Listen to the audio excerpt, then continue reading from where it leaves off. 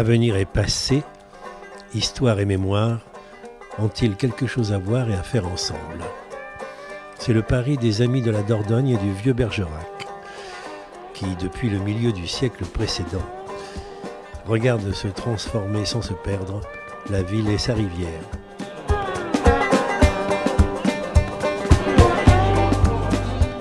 Alors, eh bien, nous sommes le 28 novembre. On a beaucoup de chance parce qu'on a la présidente et le rédacteur en chef ensemble. Alors, la présidente des Amis de la Dordogne et du vieux Bergerac et le rédacteur en chef de l'Avenir du passé qui en est à son septième numéro. Tu vas nous en parler un peu tout à l'heure. Mais peut-être vous pourriez nous présenter cette association que, évidemment, tout le monde connaît à Bergerac, mais tout de même, comme nous sommes visibles jusqu'en Australie, vous pouvez nous présenter la chose rapidement? Tout à fait. Alors, nous sommes donc l'association des Amis de la Dordogne et du vieux Bergerac. C'est une association qui a été créée en 1945, donc voilà, qui tient bien la route, si l'on peut dire. Et voilà, tout à fait. Merci. Et qui donc, le but, ou les buts, c'est la conservation, bien sûr, du patrimoine construit et également naturel. Parce qu'il est certain qu'oublier la rivière Dordogne à Bergerac, ce serait quand même vraiment une grave hérésie.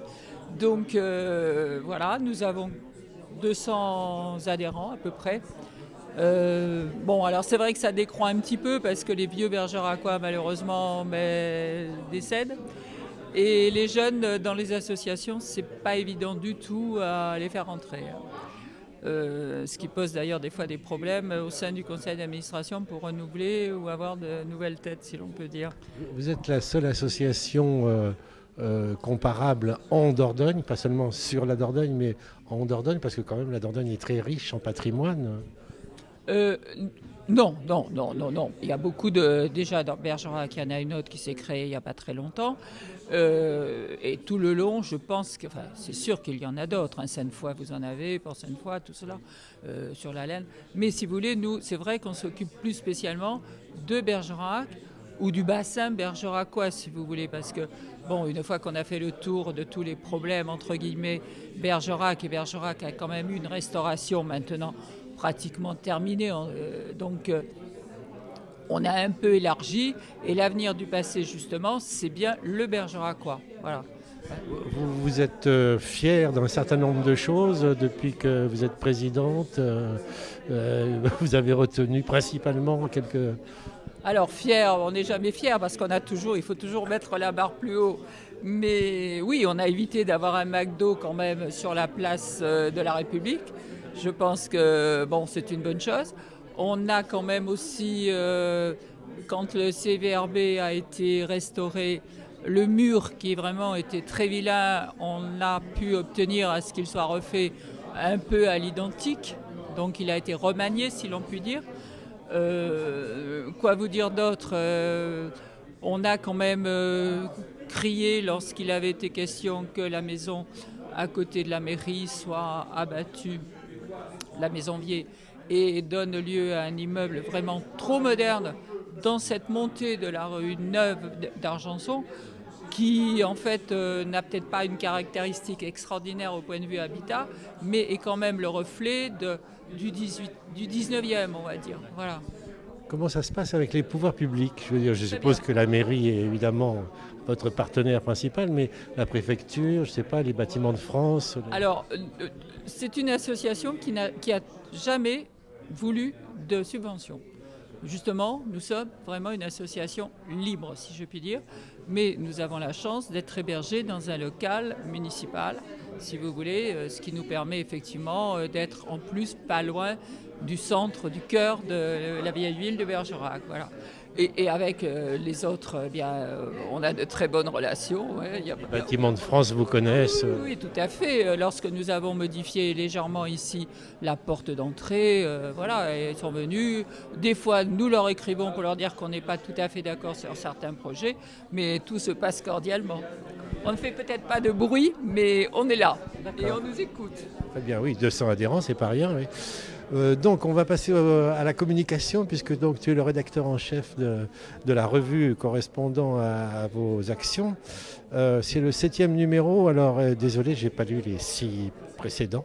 Peut-être tu peux nous en donner une petite idée, comment ça se passe? C'est par thème, c'est par... Alors non, c'est pluridisciplinaire. Il faut parler surtout du sous-titre de l'avenir du passé, c'est Histoire, patrimoine et mémoire en bergeracois. Donc là, tu as le créneau sur lequel on travaille. C'est une revue semestrielle. On a commencé il y a 3 ans très précisément. On en est donc au numéro 7. On sort en principe en juin et en décembre. Et je me suis amusé à compter avant de venir. À ce jour, sur les 7 numéros, on a quand même 41 auteurs différents qui ont participé à la revue, et ce de façon bénévole, car le fonctionnement est exclusivement bénévole. C'est toi qui te charges de recruter ou... Alors, je ne suis pas seul évidemment à le faire, mais disons que bon, ça se fait par relation. Les gens proposent des articles. Tout à fait, tout à fait. Et donc, on a voulu quand même dès le départ avoir une revue de qualité, je dirais même de grande qualité. Tu peux le voir avec la pagination, le grammage du papier, quadrichromie. Donc tout ça, ça a évidemment un coût que nous supportons à travers les abonnements. Quelques sponsors donc, qui nous prennent des encarts publicitaires, et puis la vente du numéro dans les kiosques, voilà. À Bergerac. À Bergerac, et on commence maintenant à aller, disons que tu vois, on va sur Sigoules, Aimé, Ici-Jacques, Lalinde, voilà. D'accord. Alors l'avenir du passé, mémoire et histoire, tu sais qu'il y a des petites contradictions là-dessous. Enfin, entre le passé et l'avenir, on dit qu'ils ne sont pas toujours d'accord. Entre la mémoire personnelle et l'histoire générale aussi, il peut y avoir des désaccords. Vous essayez d'être consensuel ou... Oui, bien sûr, bien sûr. Et jusqu'à présent, ça s'est toujours bien passé. Bon, j'avoue que, bien sûr, qu'épisodiquement, il y a toujours quelqu'un qui nous envoie un petit courrier en disant « moi, je ne suis pas tout à fait d'accord avec ceci ou cela », mais ce sont sur des détails et ça n'a jamais pris une importance particulière. Vous ne faites pas traiter d'abominables conservateurs ou de... Peut-être bien, mais en tout cas, ce n'est pas revenu jusqu'à mes oreilles. Mais certainement, bon, certainement. Peut-être conservateur, mais pas réactionnaire en tout cas, c'est ça? J'espère que non. À cause de ce nom de l'avenir. C'est quoi l'avenir du passé? Je veux dire, c'est uniquement la conversation, conservation, pardon? On a à chaque fois un sujet principal qui est en début du numéro. Bon, pour expliciter là, pour répondre à ta question, l'avenir du passé, c'est quoi? Là, on est en train de parler de la galerie de photos Bondier-Leca. Ça, c'est l'exemple. Le Popre a fait un petit reportage là-dessus. Voilà, c'est l'exemple type de l'avenir du passé, c'est-à-dire on part de ce fonds photographique qui est maintenant restauré, qui est remarquable, qui est mis en ligne, et donc ça concrétise le titre que nous avons choisi. Très bien, merci beaucoup. On est là ce soir, pourquoi? Vous fêtez ce numéro? Non, on est d'abord content d'être arrivé aussi, je dirais presque aussi facilement ce numéro 7. Et donc on a tenu à faire partager notre plaisir à nos lecteurs, à nos abonnés, à la télévision locale, voilà. D'accord, vous êtes d'accord là-dessus? Oui. Tout à fait. On a, je vois d'ailleurs la chance d'ailleurs d'avoir Monsieur Ruet, qui j'espère va nous rapporter le titre de Bergerac, ville d'art et d'histoire. Ah oui, c'est vrai que c'est toujours en question ça. Oui, mais vous voulez lui demander de venir? Bon, d'accord. Donc ils ont eu une réunion là le 14 novembre et a priori ça s'est très bien passé. Donc on n'attend plus que la signature de monsieur.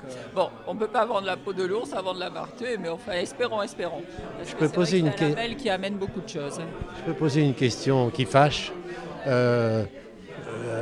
parce que je vous confie que Jean-Philippe m'a dit « Ah, ça serait de bonne politique d'interviewer la présidente quand même ». Alors je lui ai demandé « Mais tu fais de la politique ?»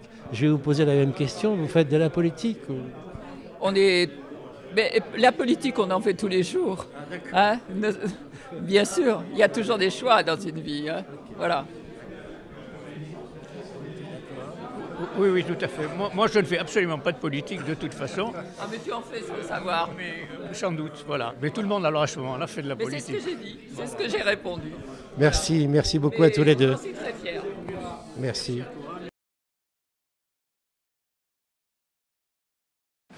Non.